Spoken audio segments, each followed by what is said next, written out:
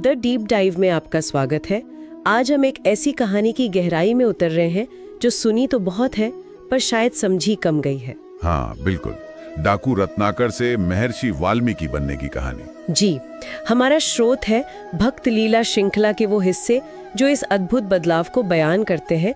आज हम यही समझने की कोशिश करेंगे कि कैसे कोई इतना ज्यादा पाप और हिंसा से भरा जीवन जीने वाला इंसान भी पूरी तरह बदल सकता है। और सिर्फ बदला ही नहीं, बल्कि रामायण जैसा महाकाव्य रच दिया। ये वाकई कमाल है। वही तो सवाल यही है कि एक खूंखार डाकू में इतना बड़ा परिवर्तन आया कैसे। चलिए इसी सफर को समझने की कोशिश करते हैं। तो कहानी शुरू होती है रत्नाकर से। स्रोत बताते हैं कि वो जंगल का एक बड़ा ही भयानक डाकू था, जिसका आतंक था पूरे इलाके में। हाँ, उसका काम राहगीरों को लूटना, उनका सब कुछ छीन लेना, और बात सिर्फ सामान तक नहीं रहती थी। अगर कोई जरा भी आनाकानी करे तो जान लेने में भी उसे कोई हिचक नहीं थी। कल्पना करना भी मुश्किल है उस दौर में उस रास्ते से गुजरने वालों के लिए डर का माहौल रहा होगा। बिल्कुल, वो क्रूरता और भय का प्रतीक बन गया था, ऐसा कहते हैं। उसकी जिंदगी बस इसी लूटपाट और हिंसा के आसपास घूमती थी। लेकिन फिर एक दिन कुछ ऐसा हुआ जिसने सब बदल दिया। हाँ, वो नारद मुनि वाला प्रसंग। जी, देवर्षि नारद वीणा बजाते हुए उसी जंगल से गुजर रहे थे। रत्नाकर ने उन्हें भी रोका, आदत के मुताबिक। इरादा तो लूटने का ही था। हाँ, लेकिन कहते हैं कि नारद मुनि डरे नहीं। उनके चेहरे पर एक अजीब सी शांति थी, एक मुस्कान। उन्होंने रत्नाकर की आंखों में देखा और एक सवाल पूछा। बहुत सीधा सा सवाल लगता है सुनने में, पर उसने रत्नाकर के वजूद को हिला दिया। उन्होंने पूछा, डाकू, ये जो पाप तुम करते हो, ये सब किसके लिए करते हो? अपने लिए या अपने परिवार के लिए? और रत्नाकर का जवाब एकदम आत्मविश्वास से, बिना एक पल सोचे उसने कहा, इसमें सोचना क्या है, अपने परिवार के लिए करता हूँ, उनके पालन पोषण के लिए। हाँ, यहीं पर वो निर्णायक मोड़ आता है। ये सवाल ऊपर से देखने में बहुत सीधा लगता है, पर इसने रत्नाकर की पूरी जिंदगी के नैतिक आधार पर सवाल उठा दिया। सही बात है। जैसा स्रोत बताते हैं, रत्नाकर शायद अपने सारे बुरे कामों को इसी एक ढाल के पीछे छुपाता आया था कि भाई मैं तो ये सब अपने बाल बच्चों, अपने परिवार के लिए कर रहा हूँ। हाँ। और शायद ये पहली बार था कि किसी ने सीधे सीधे उसके इस क्यों पर उंगली उठाई थी। बिल्कुल। नारद के इस एक सवाल ने उसे अपने कर्मों के असल मकसद पर सोचने को मजबूर कर दिया। ये एक तरह से उसके अंदर आत्ममंथन की शुरुआत थी। हाँ, और नारद मुनि ने भी कमाल किया। उन्होंने रत्नाकर के जवाब पर कोई बहस नहीं की, बल्कि उसी के तर्क को आगे बढ़ाया। अच्छा। हाँ, स्रोत के अनुसार उन्होंने कहा, अच्छा, अगर तुम ये सब अपने परिवार के लिए करते हो तो एक काम करो, जाओ और उनसे पूछ कर आओ। क्या पूछ कर आओ? कि क्या वे तुम्हारे इन पापों में हिस्सेदार बनेंगे? जब तुम्हारे पापों का फल भोगने का समय आएगा तो क्या वो तुम्हारा साथ देंगे? ओहो, ये तो सीधी चुनौती थी। हाँ, रत्नाकर को थोड़ा अजीब तो लगा होगा। उसे तो पूरा यकीन था कि परिवार साथ देगा, पर वो चुनौती मान गया। कहते हैं नारद जी को वहीं पेड़ से बांधा और भागा अपने घर। घर पहुंचा, अपनी पत्नी, बच्चे, माँ बाप, जिनसे भी उम्मीद थी, सबसे वही सवाल पूछा कि क्या तुम मेरे पापों में हिस्सेदार बनोगे? हाँ, मैं तुम्हारे लिए डाका डालता हूँ, लोगों को मारता हूँ, क्या तुम मेरे पापों का फल भोगने में मेरा साथ दोगे? और जवाब वो था जिसकी उसने कभी कल्पना भी नहीं की थी। स्रोत बताते हैं कि परिवार में सबने एक सुर में साफ इनकार कर दिया। सबने, पत्नी, बच्चे, माँ बाप, उनकी बातें लगभग एक जैसी थी। पाप आप करते हैं तो फल भी आप ही भोगेंगे, हम क्यों भागीदार बने? बाप रे। कहा, हम तो बस आपके लाए हुए धन का, सुविधाओं का इस्तेमाल करते हैं, कर्म आपका, फल भी आपका। ये तो बहुत बड़ा आघात रहा होगा रत्नाकर के लिए। बिल्कुल, कहते हैं वो एकदम सन्न रह गया, हक्का बक्का। हाँ। जिस परिवार के लिए वो अपनी जान जोखिम में डाल रहा था, अपनी आत्मा बेच रहा था, उसी परिवार ने पल्ला झाड़ लिया। हाँ, उन्होंने उसके कर्मों की जिम्मेदारी लेने से साफ मना कर दिया। स्रोत इस पल को उसकी जिंदगी का सबसे बड़ा झटका बताते हैं। और ये सिर्फ एक भावनात्मक चोट नहीं थी, ये तो उसके पूरे अस्तित्व का संकट था। जिस नींव पर उसकी पूरी जिंदगी, उसके सारे काम टिके थे, परिवार के लिए पाप, वो नींव ही ढह गई। सही कहा। वो जिस भ्रम में जी रहा था वो शीशे की तरह टूट गया।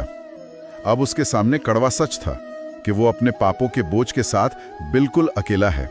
कोई साथ नहीं देगा। कोई नहीं। ये एहसास कितना डरावना रहा होगा। स्रोत इशारा करते हैं कि यहीं पर, इसी पल में उसके अंदर का वो अहंकारी, वो क्रूर डाकू टूटा। ये जो मोहभंग होता ना, ये जो भ्रम टूटता है, ये अक्सर आध्यात्मिक जागृति का पहला और सबसे दर्दनाक कदम होता है। कुछ पुराना टूटेगा तभी तो नया बनेगा। हाँ, तो इस गहरे सदमे और सच्चाई के एहसास के बाद रत्नाकर की तो जैसे दुनिया ही उजड़ गई। वो लड़खड़ाता हुआ वापस जंगल पहुंचा, उसी जगह जहां नारद मुनि को छोड़ा था। पर अब वो पहले वाला रत्नाकर नहीं था। बिल्कुल नहीं। स्रोत बताते हैं कि अंदर का डाकू मर चुका था। वो सीधा नारद जी के चरणों में गिर पड़ा, आंखों से आंसू बह रहे थे, पछताव के आंसू। मुक्ति का रास्ता पूछ रहा होगा। हाँ, हाथ जोड़कर पूछा, मुझे रास्ता दिखाइए, प्रायश्चित कैसे करूं? नारद जी ने उसकी हालत देखी, उसका सच्चा पछतावा देखा। और तब उन्होंने उसे रास्ता बताया। उन्होंने कहा, अब सब छोड़ दो, बस प्रभु का नाम जपो। लेकिन यहीं पर कहानी में एक बहुत ही अनोखा मोड़ आता है। क्या? नारद जी ने कहा, रत्नाकर, तुम्हारा मन पापों से इतना मैला हो चुका है, तुम्हारी जबान इतनी अशुद्ध है कि तुम सीधे राम जैसा पवित्र नाम ले ही नहीं पाओगे। उनका नाम लेना भी मुमकिन नहीं। ये तो बड़ी अजीब बात है ना? इसलिए नारद जी ने उसे एक बहुत ही, आप कह सकते हैं, प्रैक्टिकल रास्ता सुझाया, मनोवैज्ञानिक भी। क्या रास्ता? उन्होंने कहा, तुम राम बोलने की कोशिश मत करो, तुम बस मरा मरा जपना शुरू कर दो। मरा मतलब डेड? हाँ, वही, मरा मरा।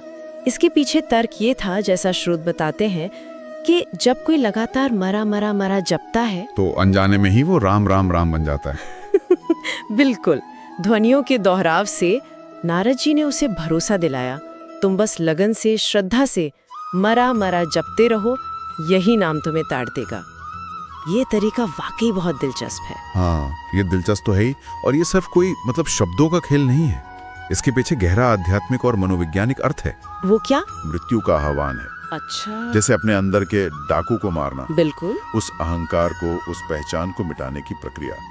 जब कोई पूरी चेतना से इस मृत्यु पर, अपने पापों की मृत्यु पर ध्यान लगाता है, तो मन शुद्ध होने लगता है। और जब मन शुद्ध होता है, तभी उसमें राम यानी परमात्मा का एहसास हो सकता है। तो ये ध्वनि का उलटना तो बाहरी बात है, असल चीज है चेतना का बदलना। पाप से पुण्य की ओर, अंधेरे से उजाले की ओर, मृत्यु से अमरत्व यानी राम नाम की ओर। वाह!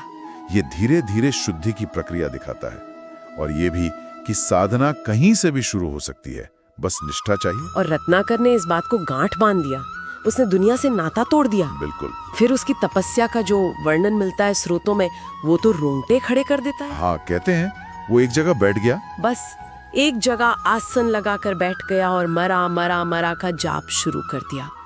वो अपने जाप में इतना खो गया, इतना डूब गया कि उसे ना अपने शरीर का होश रहा, ना दुनिया का। एक तरह की समाधि लग गई। हाँ, जीवित समाधि।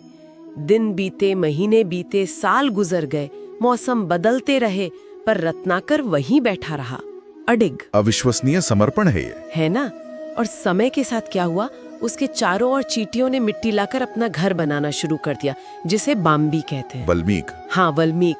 धीरे धीरे वो मिट्टी का ढेर बढ़ता गया और उसने रत्नाकर के पूरे शरीर को ढक लिया।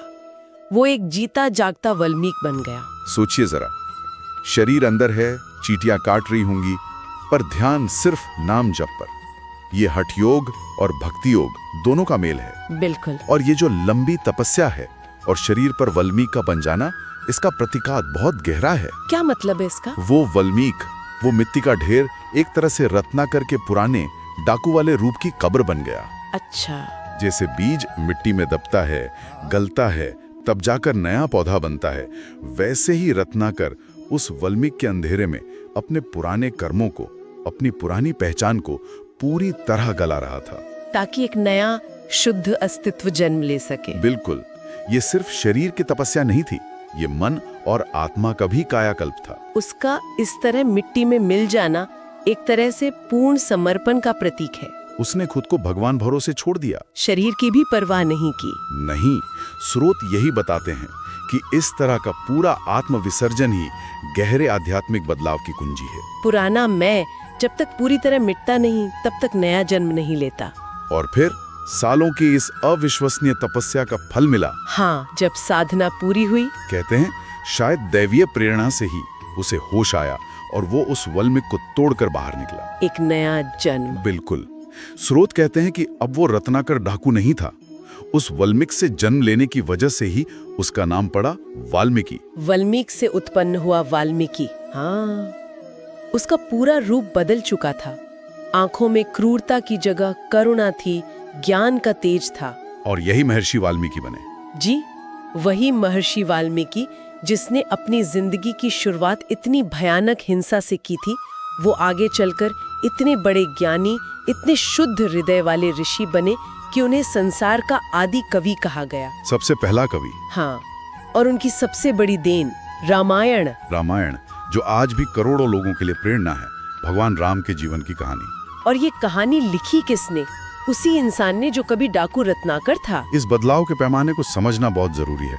कहाँ एक डाकू जिसका नाम सुनकर लोग कांपते हैं, और कहाँ वही व्यक्ति अब महर्षि आदि कवि जिसकी पूजा होती है, जिसने राम की कहानी लिखी। हाँ, ये दिखाता है कि सच्चे पश्चाताप में, सही गुरु के मार्गदर्शन में और अटूट साधना में कितनी अकल्पनीय शक्ति है। सही कहा। ये इस बात का सबूत है कि इंसान का अतीत चाहे कितना भी काला क्यों न हो, अगर वो सच्ची लगन दिखाए और ऊपर वाले की कृपा हो जाए तो उसका पूरा काया पलट हो सकता है। बिल्कुल। वो न सिर्फ सुधर सकता है, बल्कि पूरी मानवता के लिए एक मिसाल बन सकता है। रामायण जैसे ग्रंथ का स्रोत एक ऐसा मन बना जिसने कभी सिर्फ विनाश देखा था। ये अपने आप में परिवर्तन की शक्ति का सबसे बड़ा सबूत है। बिल्कुल। तो आखिर में इस पूरी कहानी से, जैसा हमारे स्रोत भी बताते हैं, क्या मुख्य सीखें हम ले सकते हैं? पहली बात तो ये कि कोई भी पाप इतना बड़ा नहीं होता कि सच्चे पश्चाताप और भगवान के नाम की शरण लेने से धूल न सके। हाँ, माफी और बदलाव का रास्ता हमेशा खुला है। दूसरी बात, नाम जप, ईश्वर के नाम का लगातार स्मरण करना। बाहर से ये भले ही साधारण लगे, पर इसमें इतनी ताकत है कि ये इंसान को ऋषि बना सकती है, आत्मा को उठा सकती है। हाँ, और तीसरी और शायद सबसे जरूरी बात, वाल्मीकि की कहानी ये साबित करती है कि भक्ति और श्रद्धा में बदलाव लाने की सबसे बड़ी, सबसे अचूक शक्ति है। बिल्कुल सही। इन सभी बातों को अगर मिलाएं तो सार यही है कि गहरे बदलाव के लिए एक प्रक्रिया होती है। क्या प्रक्रिया? सबसे पहले अपने किए पर गहरा पछतावा और उसे बदलने की तीव्र इच्छा, फिर एक सही मार्गदर्शक जैसे नारद मुनि मिले, उनकी कृपा, उनका दिशा निर्देश, और फिर उस रास्ते पर चलना। हाँ, अटूट विश्वास के साथ लगातार अभ्यास और साधना, जैसे नाम जप और तपस्या। ये कहानी एक बहुत शक्तिशाली संदेश देती है। क्या संदेश? कि इंसान की क्षमता की कोई सीमा नहीं है। किसी का अतीत उसका भविष्य तय नहीं करता, अगर वो आज सही चुनाव करे। भक्ति और लगन से सब बदल सकता है। हाँ, न सिर्फ चरित्र, बल्कि इंसान पूरी मानवता के लिए एक अनमोल तोहफा भी रच सकता है। जैसे रामायण, ये सिर्फ एक कहानी नहीं, ये मानवीय आत्मा की उड़ान है, आध्यात्मिक साधना की जीत है। तो आज की इस चर्चा को समेटते हुए हमने देखा कि कैसे रत्नाकर डाकू महर्षि वाल्मीकि बने। एक अद्भुत यात्रा। हाँ, कैसे नारद मुनि के एक सवाल ने जिंदगी बदल दी, कैसे परिवार के इनकार ने सच दिखाया, और कैसे मरा मरा के जाप ने उन्हें रामायण रचने तक पहुंचा दिया। ये कहानी वाकई पश्चाताप, सही मार्गदर्शन और अटूट भक्ति की जबरदस्त शक्ति दिखाती है। बिल्कुल। और जाते जाते बस एक विचार छोड़कर जाना चाहूंगा। वाल्मीकि की कहानी शायद हमें ये याद दिलाती है कि हर इंसान के अंदर, चाहे उसका अतीत कैसा भी रहा हो, उसके कर्मों के पर्दे के पीछे कहीं ना कहीं एक दिव्य संभावना छिपी होती है, सकारात्मक बदलाव की संभावना। हाँ, सवाल यह है कि क्या ये क्षमता खुद को सुधारने की, दिव्यता तक पहुंचने की सच में हर किसी के लिए उपलब्ध है? बस जरूरत है उस सही चाबी को खोजने की और दरवाजा खोलने की हिम्मत करने की। इस पर सोचा जा सकता है। इस गहरे विश्लेषण में हमारे साथ शामिल होने के लिए धन्यवाद।